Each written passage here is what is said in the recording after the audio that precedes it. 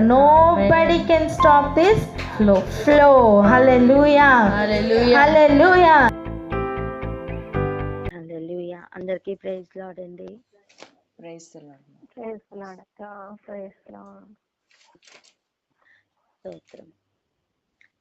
దేవుని నామము కొరకు, దేవుని నామమును స్తుతించుట కొరకు అర్పించుకున్న జీవితాలను దేవుడు బహుధైర్యముతో నింపినట్లుగా మనం చూస్తున్నాం. వారి పునరుద్ధానము యొక్క శక్తిని, పునరుద్ధానమును బట్టి వారు సాక్షులుగా నిలబడినట్లుగా చూసుకుంటున్నాం. ఈరోజు నీ సాక్ష్యం ఏంటి అని అడిగితే, దానిలో పునరుద్ధానుడైన యేసు ఉన్నాడా, దానిలో పునరుద్ధానుడైన యేసు యొక్క శక్తి కనబడుతుందా అని ప్రశ్నించుకోవాలి. ఒకవేళ ఇంతకాలం లేకపోతే ఇదిగో అటువంటి సాక్షిగా మారుట మంచిది. ఆమేన్. ఆమేన్. ఆమేన్. సాక్ష్యము అంటేనే కనిన వినిన సంగతులు తెలుపుట. నువ్వు ఏది అనుభవించకపోతే, నువ్వు ఏది తాకి చూడకపోతే, నిదానించి చూడకపోతే, నువ్వు ఏది వినకపోతే నువ్వు ఎలా సాక్షిగా అంటున్నానా? పునరుద్ధానుడైన యేసు ప్రభువును మనం నేరుగా చూసి ఉండకపోవచ్చు, కానీ ఆ అనుభవాల చేత నింపుతున్న దేవునికే మహిమ కలుగును గాక. ఆమేన్. ఆమేన్. ఆమేన్. ఆమేన్. చూడండి, అపోస్తలులు అందరూ కూడా యేసు ప్రభుతో కలిసి తిరిగారు. కానీ యేసు ప్రభుతో లేకపోయినా, యేసు ప్రభుని చూడకపోయినా, అంటే ఆయనతో ఉన్న అనుభవాలు లేకపోయినా, కేవలం వ్యతిరేకంగా నిలబడి సడన్ గా ఆయన ప్రత్యక్షతలతో నింపబడి ఆయన యొద్ద నేర్చుకుని వచ్చిన పౌలును చూడండి, ఎంత వ్యత్యాసం ఉంది.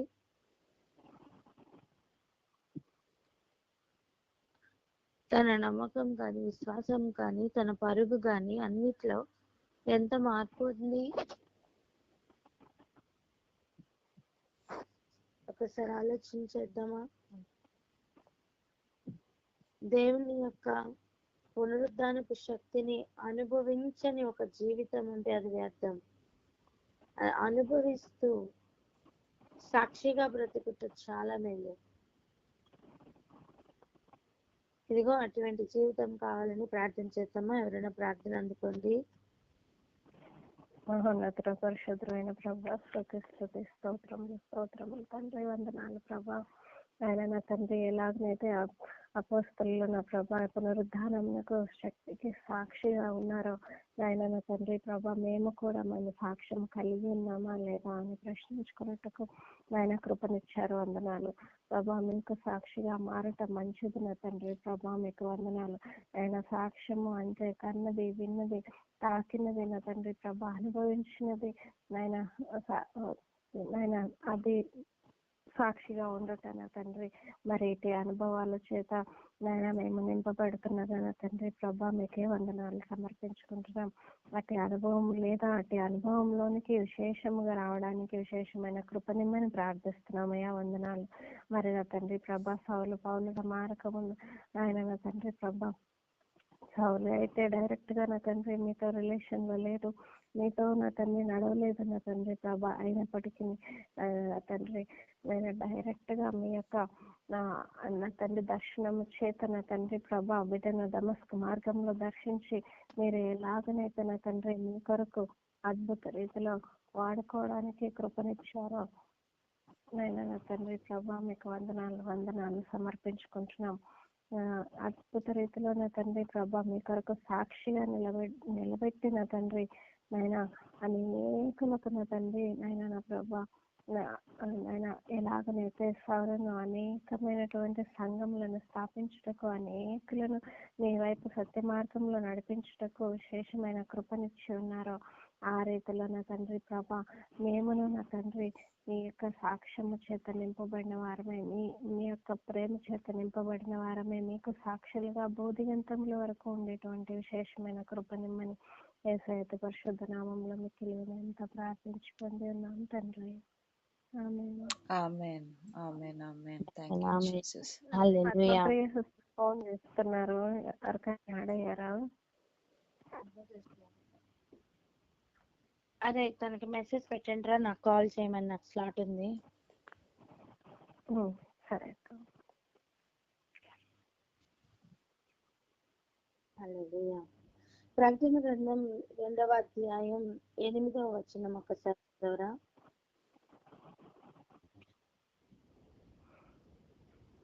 యాడ్ అయ్యారు. ప్రకటన గ్రంథం 2వ అధ్యాయం 8వ వచనం ఒకసారి చదువుదాం. ప్రకటన గ్రంథం 2వ అధ్యాయం 8వ వచనం. స్తోత్రం.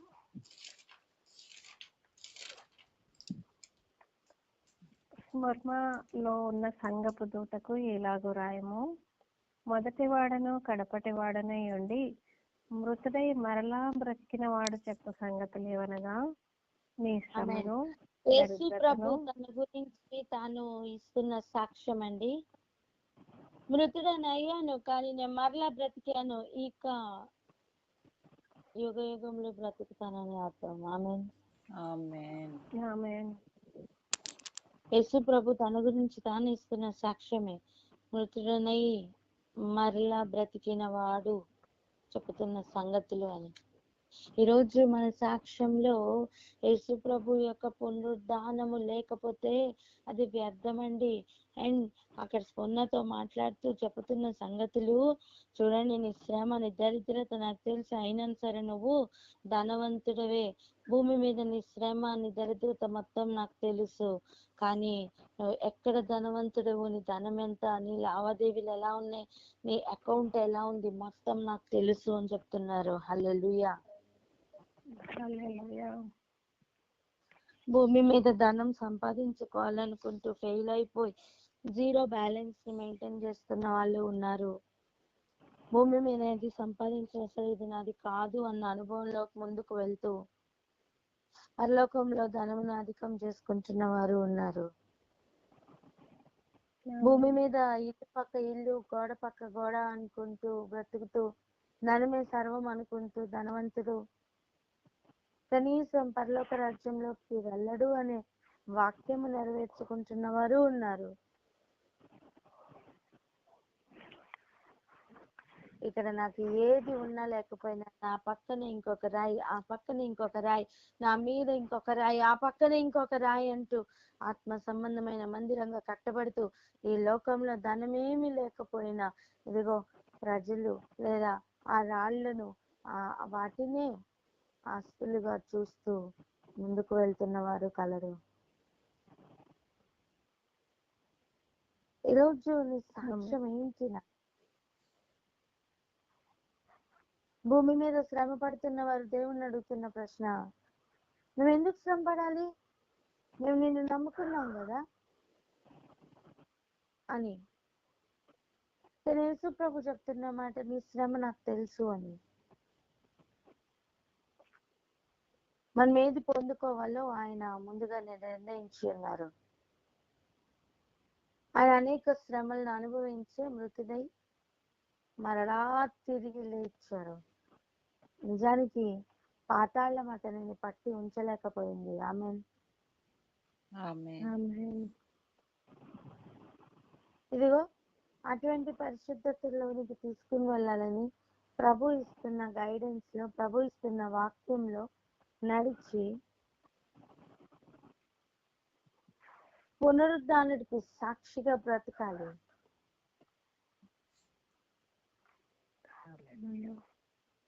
పునరుద్ధానపు శక్తిని అనుభవించాలి.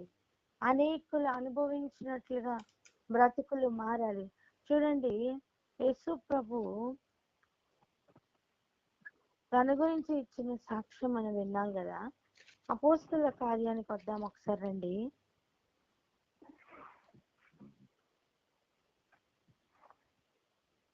ఐదవ అధ్యాయం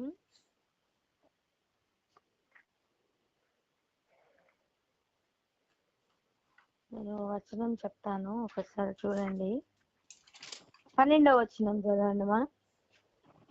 అపోస్తలుల కార్యాలు 5వ అధ్యాయం 12వ వచనం. ప్రజల మధ్య అనేకమైన సూచక క్రియలను మహత్కార్యములను అపోస్తలులతో చేయబడుచుండెను. మరియు వారందరూ ఏక మనస్కులై సలోమాను మంటపములో ఉండిరి. ఏం జరుగుతా ఉండిందంట, అపోస్తుల చేత చేయబడుచుండెను. అంటే లోపల ఉండి ఎవరో చేస్తున్నారనే కదా అర్థం. అవును. హల్లెలూయా. హల్లెలూయా. మృతుడై మరలా బ్రతికిన వాడు చేస్తున్న కార్యం ఏంటో తెలుసా? మృతులైన మనల్ని వాడుకుంటూ చేయబడుచుండెను అంటే లోపల ఉండి ఎవరో చేస్తున్నారని అర్థం. యేసు ప్రభు నేరుగా తన ప్రజల్ని దర్శిస్తున్న అనుభవం అండి. ఆమేన్. ఆమేన్. ఆ పునరుద్ధానపు శక్తికి ఎదురుగుండా ఏ ఆయుధం నిలబడదు. ఏది కూడా, అన్ని ఓడిపోయానని సాక్ష్యం ఇవ్వాల్సిందే, ఈవెన్ మరణం సహా. పునర్తో చెప్తున్న నెక్స్ట్ మాట ఏంటి? మరణం వరకు నమ్మకంగా ఉండము, రెండవ మరణం వల్ల మీకు ఏ హానియో కలగదు కదా. చూడండి, మొట్టమొదటిగా పునరుద్ధానుడైన యేసు ప్రభు గురించి నువ్వు సాక్షిగా ఉండాలంటే యేసు ప్రభు గురించిన విషయం నీకు అర్థం అవ్వాలి నాన్న. అప్పుడు కదా నువ్వు సాక్ష్యం ఇవ్వగలవు. ఎంత ట్విస్టింగ్ గా పరిస్థితులు వచ్చినా సరే సాక్షిగా నిలబడగలవు.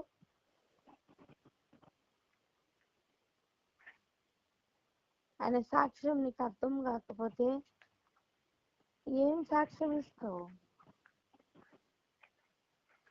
మరణం వరకు నమ్మకంగా ఉండు అని చెప్తున్న మాటలు అర్థం కాకపోతే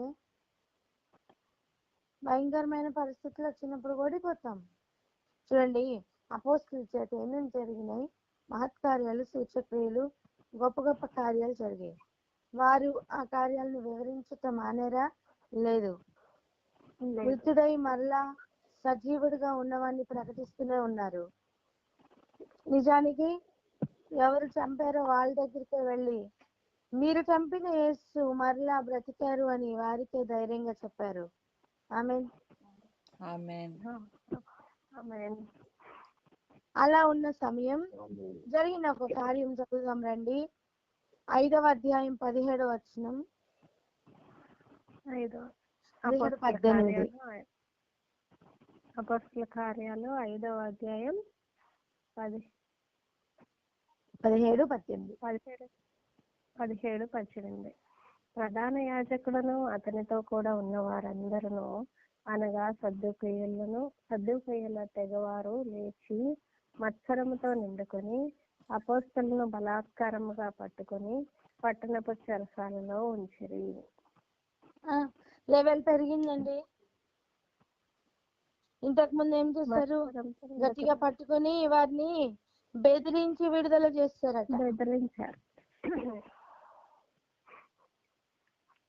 అక్కడ కూడా ఒక మాట ఉంది చూడండి, అపోస్తల కార్యాలు 4:21 చూడండి. ప్రజలందరూ జరిగిన దాన్ని గూర్చి దేవుని మహింపరచుచుండిరి గనుక సభవారు ప్రజలకు భయపడి వీరిని శిక్షించు విధమేమియో కనుగొనలేక వీరిని గట్టిగా బెదిరించి విడుదల చేస్తారు. మొదట దొరికింది బెదిరింపు, రెండోసారి దొరుకుతున్నది చెరసాల.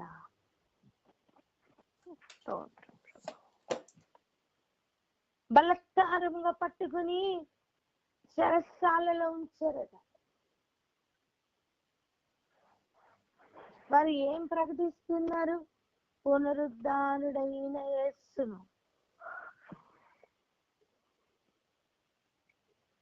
అమ్మా, పునరుద్ధానుడైన యేసును ప్రకటిస్తుంటే ఇన్ని వ్యతిరేకతలు ఉంటాయి. పలకండి అందరూ, వ్యతిరేకతలు ఉంటాయని. వ్యతిరేకతలు ఉంటాయి. ఎవరెవరు వ్యతిరేకంగా నిలబడతారని చదువుకున్నాం. 4 తెగల వారు. చెప్పండి ఎవరెవరు? తల్లిదండ్రులు, స్నేహితులు, బంధువులు, అనేక జనులు, వాళ్ళని కలిపి 5గురుగా చెప్పాలి. కానీ ముఖ్యంగా వచ్చేది సహోదరులు, తల్లిదండ్రులు, స్నేహితులు, బంధువులు. ఆ తర్వాత అందరి చేత ద్వేషించబడే అనుభవం. ప్రధానంగా ఈ 4 కేటగిరీల నుంచి కూడా వ్యతిరేకతలు వస్తాయి. అండ్ వారు ఎలా ఫీల్ అవుతారు తెలుసా? నేను దేవుని కొరకే పని చేస్తున్నాను అనుకొని అప్పగిస్తారు. ఎవరిని అప్పగిస్తారు? మండించబడిన వారిని మండించబడని వారు అప్పగిస్తారు. ఇల్లంతా 5 ఉన్నారా? 5 విశ్వాసులుగానే కనబడతారు నానా. కానీ ఈ రియల్ ఫైర్ ఉందే, ఈ పునరుద్ధానపు ఫైర్ ఉందే, ఇది ఇద్దరిని తాకితే మిగిలిన 3 వీరికి విరోధంగా మారిపోతారు. ఇప్పుడు ఎవరిని అప్పగిస్తారు?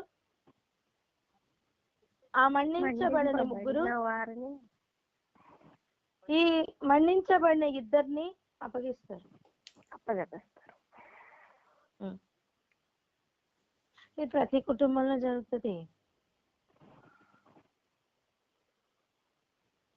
ఈ పునరుద్ధానపు శక్తికి ఉన్న పవర్ ఏంటో తెలుసా? నువ్వు ఆ చెరసాలలో కూడా సాక్షిగా నిలబడే అనుభవం. హల్లెలూయా. ఎక్కడ బంధించి ఉంచిన స్తుతించకుండా ఉండవు నాన్న. ఆయన చేసిన కార్యములను బట్టి, చేయబోతున్న కార్యములను బట్టి నువ్వు ఎల్లప్పుడూ కూడా ఆయన స్తుతిస్తూనే ఉంటావు. ఆయన ఎందుకు అతిశయపడుతూనే ఉంటావు. నిన్ను ఎవరు ఆపగలరు? ఒక మరణం కూడా నిన్ను ఆపలేదు. చూస్తూ మరణం అని విజయం ఎక్కడని అడుగుతున్న అనుభవం ఒకటైతే, అదే మరణం ఎదురుగుండా నిలబడినప్పుడు దేవుని ఘనపరుస్తూ స్తుతిస్తూ, తండ్రి వీరేం చేస్తున్నా వీరికి తెలీదు, వీళ్ళకి క్షమించని చెప్తున్న అనుభవం ఒకటి.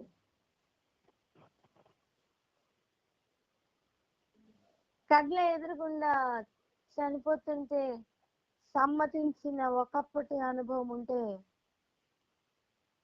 ఇప్పుడు చావు అంటే భయాన్ని విడిచిపెట్టిన అనుభవం ఒకటి. పునరుద్ధానపు శక్తి అంటారైతే మరణం మీద భయం పోతుంది. హల్లెలూయా. హల్లెలూయా. చెక్ లిస్ట్ అండి, చెక్ లిస్ట్. మనం అందరం పునరుద్ధానపు శక్తి గురించి మాట్లాడుకుంటున్నామే. మృతుడనయ్యాను కానీ మరలా బ్రతికానని చెప్తున్నవాడు ఆయనకు కనిపిన సాక్షిగా బ్రతకాలి అంటే ఆయన ఎవరో నీకు తెలియాలి. ఆయన ఎవరో నీకు తెలుసుకుంటున్నావా? అయితే నీకు మరణం మీద ఒక హోల్డ్ వస్తుంది. ఎటువంటి హోల్డ్ తెలుసా? మరణం నిన్ను ఇక భయపెట్టలేదు. హల్లెలూయా. మరణం అని ముళ్ళెక్కడని అడిగే లెవెల్కి వస్తాం. అప్పుడు ఒక చెరసాల పెద్ద లెక్కన, ఒక కత్తిపోటు పెద్ద లెక్కన కాదు. వదకేర్పడిన గొర్రెల యొక్క మంద సిద్ధపడవలసిన సిద్ధపాటు.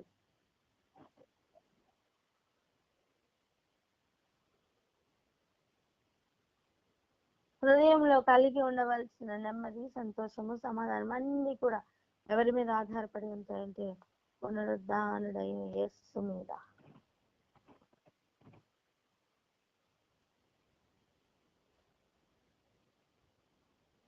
రాగి ఒకసారి ప్రార్థన చేసుకుందాం. ఎందుకు ఈరోజు ధైర్యం కలిగి కదలలేకపోతున్న పరిస్థితులు ఉన్నాయి? వాటన్నిటిలో మార్పు కలుగునుగా కానీ ప్రార్థన చేసుకుందామా? ప్రధాన యాజకులు వారితో ఉన్నవారు అందరూ కూడా చెరసాల్లో వేశారండి. అది వారి కృప, అది వారి అనుభవం అంతే. ఒక మాట చెప్పనా, వారిని కూడా ఏమనడానికి లేదు. ఎందుకంటే వారిని అవిధేయతలో ఉంచిన కూడా యేసు ప్రభువే. హల్లెలూయా. ఇదే విషయం అర్థం చేసుకున్న పౌలు రాసిన మాటేనండి. అందరినీ కరుణించే నిమిత్తం దేవుడు వారిని అందరినీ అవిధేయతలు కప్పించారట. కొంతమంది అవిధేయతల నుండి బయటకు వస్తున్నారు, కొంతమంది ఇంకా అక్కడే ఉన్నారు. వచ్చాననుకుంటూ భ్రమ పడిపోతున్న వారు కొందరు ఉన్నారు. అందులో నుంచి కూడా ఆయన శేషంను మిగిలించుకుంటున్న దేవుడు. ఆమేన్.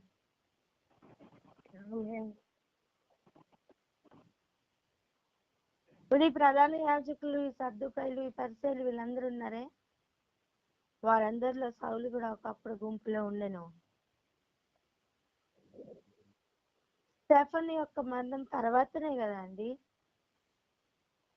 సౌలు దమస్కు మార్గంలో పట్టబడ్డాడు. అప్పటి వరకు తను సాక్షిగానే ఉన్నాడుగా వీటన్నిటికీ. నేను అంటాను, అది ధైర్యం చూసి మతి పోతా ఉంటది ఒక్కొక్కరికి.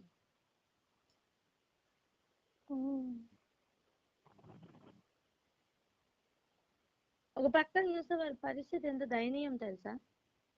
వారి నాయకుడిగా అప్పటి వరకు నడిపించిన యేసుప్రభు కనబడట్లా, కానీ ఆయన మాటల్లో ఉన్న శక్తి వాళ్ళు అనుభవిస్తున్న కాలం అది. హల్లెలూయా.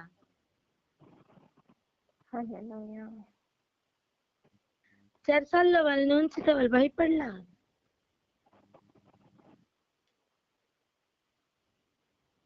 అంతేకాదు, ఆ చెరసాల్లో ఉంచిన సమయం ఏం జరిగిందో తెలుసా? 19వ వచనం చదువురా. చెరసాల్లో ఉంచిన తర్వాత అపోస్తల కార్యములు 5వ అధ్యాయము 19వ వచనం. అయితే ప్రభువు దూత రాత్రి వేళ ఆ చెరసాల తలుపులు తీసి వారిని వెలుపలికి తీసుకుని వచ్చి, చదవాలక మీరు వెళ్ళి దేవాలయంలో నిలవబడి ఈ జీవమును గూర్చిన మాటలన్నీ ప్రజలతో చెప్పని వారితో అనెను. హల్లెలూయా. చెరసాల నుంచి బయటికి తీస్తున్న కారణం ఏంటో తెలుసా? ఈ జీవము గురించి నువ్వు సాక్ష్యంగా చెప్పు. హల్లెలూయా. నువ్వు అనుభవిస్తున్న జీవమును గురించి సాక్షిగా నిలబడాలి. ఒక మాట చెప్పనా, నువ్వు సాక్షిగా నిలబడినప్పుడే నీకు చెరసాల అనుభవం వస్తుందమ్మా. ఆ చెరసాలను అడ్డం పెట్టుకుని అయ్యో నేను చెరసాల్లో ఉన్నానని కూర్చోమని కాదు, అందులో నుండి బయటికి తీసుకుని వస్తే కారణం ఆ జీవముని గురించి సాక్ష్యం చెప్పమని, సాక్షిగా ఉండమని. పునరుత్థానం యొక్క శక్తి యొక్క సాక్ష్యము ఎవరు ఆపలేని యొక్క సాక్ష్యము. అందుకే సిలువను గూర్చి, ఆ పునరుద్ధానం గూర్చి అన్యజనులకు చెప్పడానికే, అన్యజనుల కోసమే నన్ను ఏర్పాటు చేసుకున్నారని పౌలు గారు చెప్తున్నారు. క్రీస్తు అతిశయపడవలసిన విషయం మొట్టమొదటిగా పునరుద్ధానం. అది కేవలం ఒక కథగా కాదు, కేవలం ఒక కాకనబుల్ స్టోరీలా కాదు, అది జీవమై ఆ జీవంను అనుభవిస్తున్న వారమై మారితేనే దాని కొరకు సాక్షిగా నిలబడట సాధ్యం. ఒక్కొక్కరికి ఒక్కొక్క అనుభవం ఉండును గాక. ఆమేన్.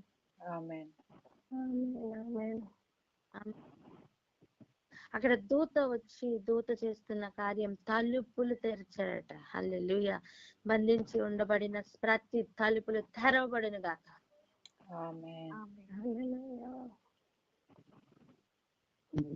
అంతేకాదు, వారు వెలుపలకు తీసుకుని వచ్చి చెప్పుతున్న మాట ఏంటో చూడండి. మీరు వెళ్ళి దేవాలయంలో నిలబడి. ఎందుకు దేవాలయంలో నిలబడాలి? ఆలోచన చేయండి. ప్రధాన యాజకుడు ఎక్కడి నుంచి వచ్చారు? అదే దేవాలయంలో నుంచి. నువ్వు బంధించి ఉంచితే ఆ బంధించిన వారి ఎదురుగుండానికి వెళ్ళి మరలా పునరుత్థానం గురించి, జీవముని గురించి సాక్షిగా నిలబడుతున్న అనుభవం ఏం లేవలేండి. తప్పించి పారిపోతున్న అనుభవం కాదది.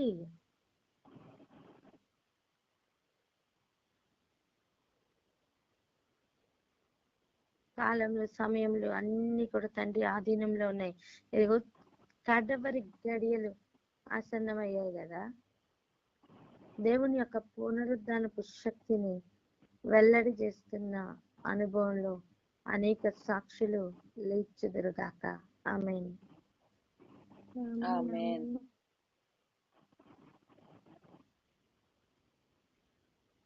రోజు మన సాక్ష్యం ఏమై ఉన్నది అనే ప్రశ్నతో ప్రార్థన చేసుకుందాం. ఏమి సాక్ష్యంగా ఉండాలి, ఏమి సాక్ష్యంగా ఉంది? అమ్మా, నువ్వు పునరుద్ధానపు శక్తి గురించి సాక్షిగా లేకపోతే నీ చర్చల అనుభవం ఉండదు, ఏముండదు. హ్యాపీగా వరల్డ్ లో ఉండొచ్చు, వాక్యంలో కాదు, వరల్డ్ లో లోకంలో హ్యాపీగా బ్రతకచ్చు. లోకం కూడా చక్కగా తన వారిని తను స్నేహిస్తుంది. అలా కాకుండా సత్యం కొరకు నిలబడ్డావా, అబద్ధం మొత్తం ఎదురై రాదా ఓడిపోవడానికి.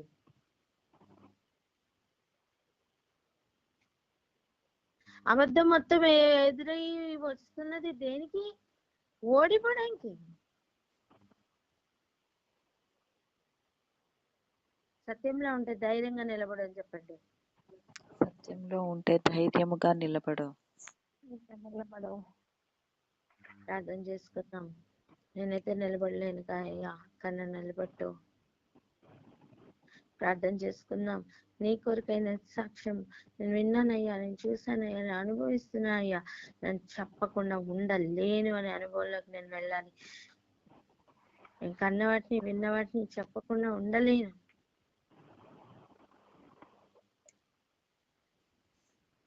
లెవెల్ మారను గాక. ఆమేన్. ఆమేన్. ప్రార్థన చేసుకుందాం అక్క. హల్లెలూయా. స్తోత్రమయ్యా.